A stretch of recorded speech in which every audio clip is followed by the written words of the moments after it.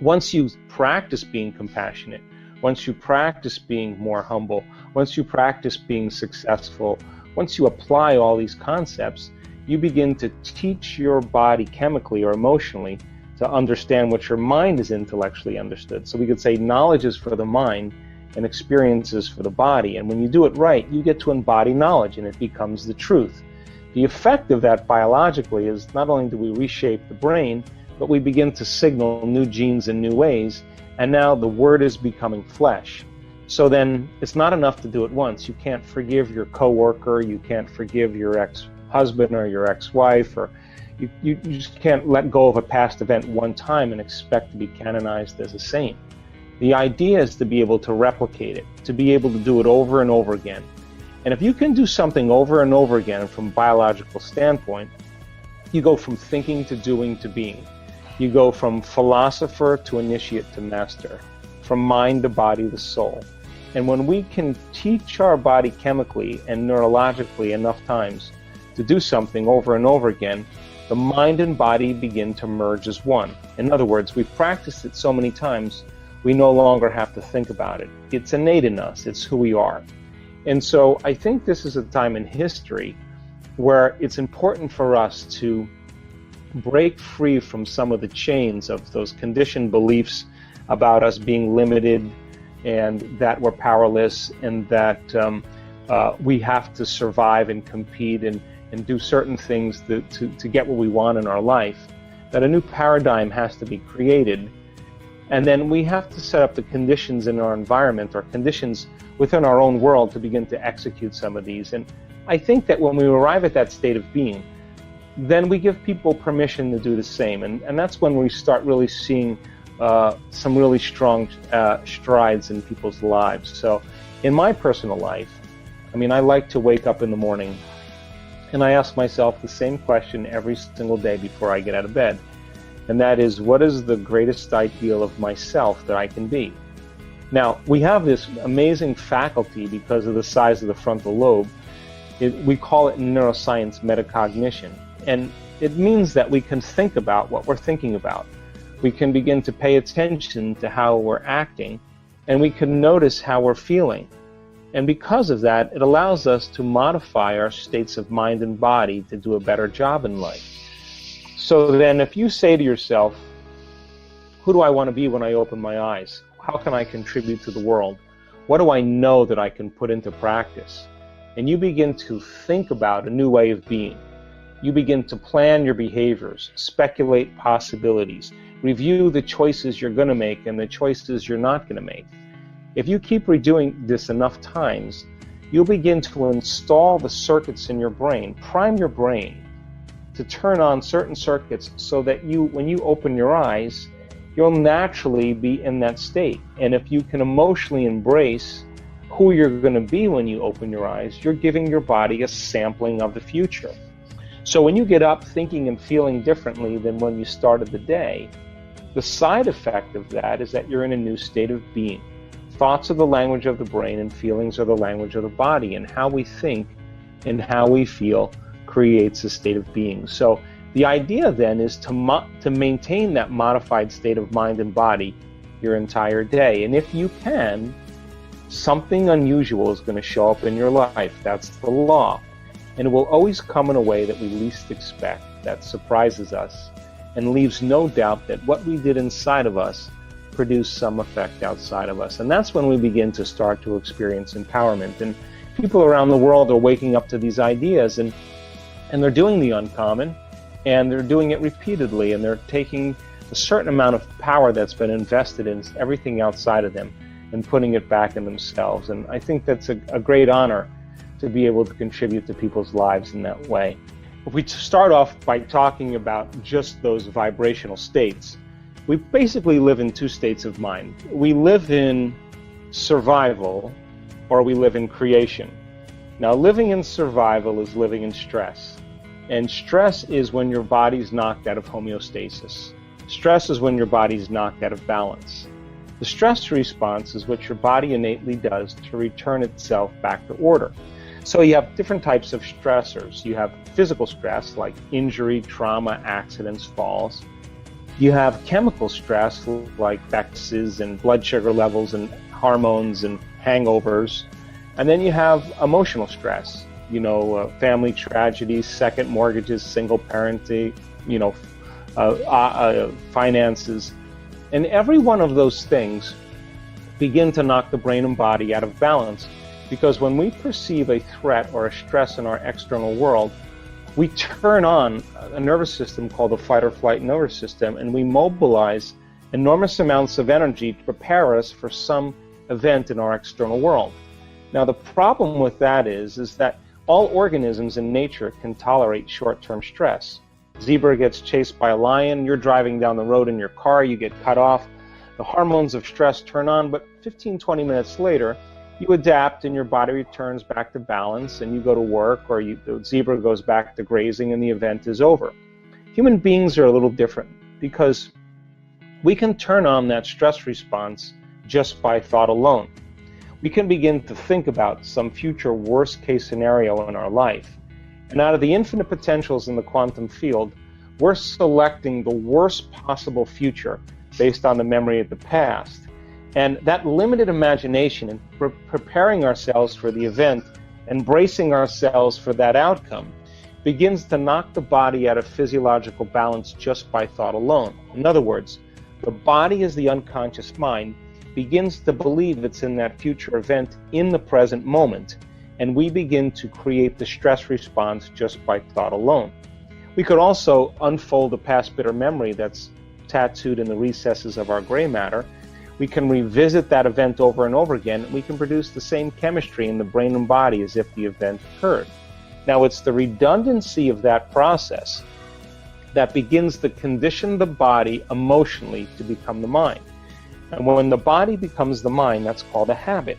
So 95% of who we are by the time we're 35 years old is a set of memorized behaviors, emotional reactions, beliefs, perceptions, attitudes that function just like a subconscious computer program.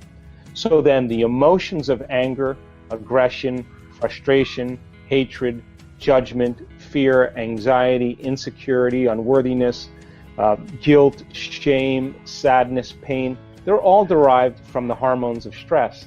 And 70% of the time or more, most people live in those emotional states. So when we're living by those emotional states, those chemicals endorse the ego to become selfish, self-involved, self-centered, self-indulgent, self-important, self-aggrandizing, self-pity. It's all about the self. Now, in survival, whether you're a frog or a feline, or whether you're a human being, whether you're a lizard, when those chemicals are turned on, it's all about taking care of the body. So then, the moment we turn on the stress response, if we turn on the stress response and we can't turn it off, now we're headed for disease, because no organism can tolerate living in emergency mode for extended periods of time. So as we mobilize all this energy for our external environment, there's no energy in our internal environment for growth and repair. So then the organism is always looking in the external environment.